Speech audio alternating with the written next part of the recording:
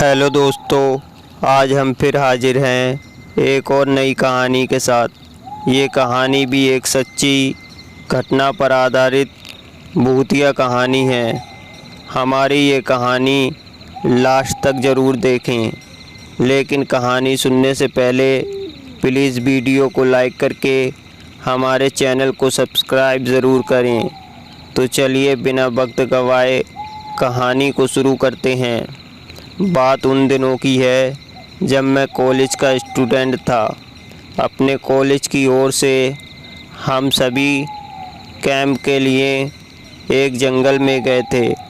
हल्की ठंड थी, अतः रात में हम सब ने पूरी रात कैंप फायर के साथ डांस करने, गाने आदि का प्रोग्राम तय किया।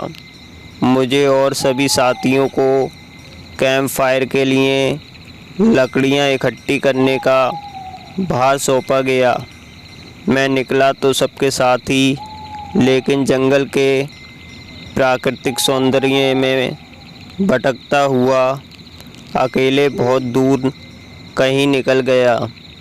अचानक आसमान बादलों से भर गया और गरज के साथ बारिश होने लगी। बादलों के लगातार गरजने से मैं पेड़ के नीचे खड़ा रहना मुनासिब ना समझकर आसपास किसी घर की तलाश में एक दिशा में भागने लगा। मुझे कुछ ही दूरी पर एक लाल ईंटों से बनी शानदार बिल्डिंग नज़र आई।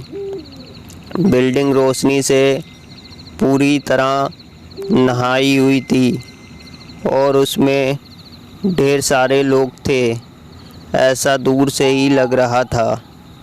मैं तेज़ी से भागते हुए उस बिल्डिंग में जा घुसा और सामने से आती हुई एक खूबसूरत नर्स से टकराते टकराते बचा।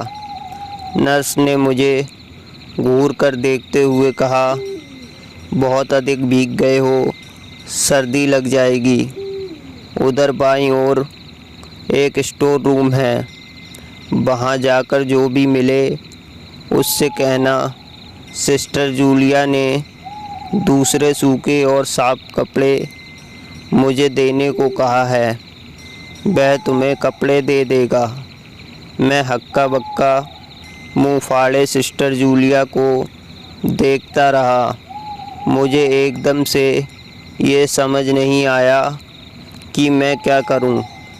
मेरी स्थिति देखकर सिस्टर जूलिया खिलखिलाकर हंस पड़ी और बोली, पहले तो तुम अपना मुंह बंद करो, वरना मुंह में मच्छर घुस जाएंगे।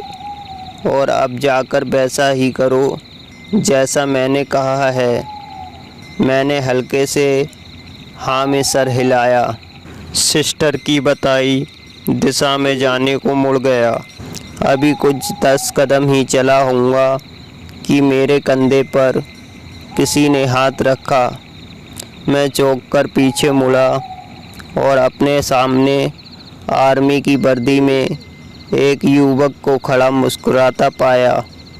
मेरे चेहरे पर आश्चर्य का बादल अपना घर बना चुका था, जिसे देखते ही उस युवक को हंसी आ गई।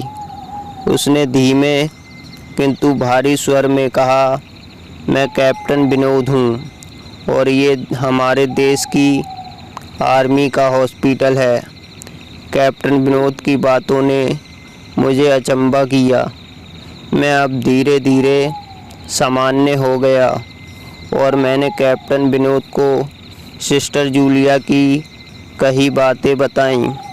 सुनकर कैप्टन विनोद के चेहरे पर रहस्यमयी मुस्कान फैल गई और वे बोले, तो सिस्टर जूलिया से भी मिल चुके?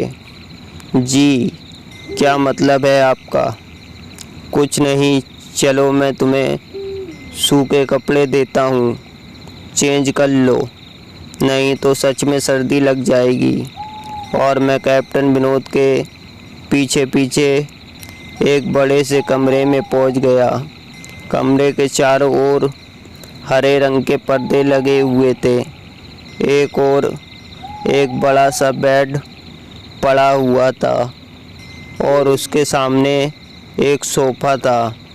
बीच में एक टेबल था जिस पर 2 गिलास, एक बड़ी बोतल ब्रांडी की और 1 या 2 पत्रिकाएं पड़ी हुई थीं। कमरे के एक कोने में एक बड़ी सी अलमारी थी जिसमें से कैप्टन विनोद ने एक आसमानी रंग का कुर्ता पजामा निकाल कर मुझे दिया और कमरे से लगे बाथरूम की ओर इशारा किया। मैं बाथरूम से कपड़े चेंज करके जैसे ही निकलने लगा, मेरी नज़र बाथरूम की एक दीवार पर पड़ी। वह खून के छींटों से भरी हुई थी। ये देखकर मैं घबरा गया और जल्दी से बाहर निकलने को मुड़ा कि बाथरूम में लगे आईने में खुद को देखकर ही चौंक गया। तो दोस्तों, वो आईने में खुद को ही देखकर क्यों चौंक गया, ये जानने के लिए देखना ना भूलें। इस कहानी का पार्ट 2 कल रात 9 बजे। वीडियो अच्छी लगी हो तो लाइक शेयर ज़रूर करें और साथ ही हमें कमेंट बॉक्स में बताएं कहानी आपको कैसी लगी।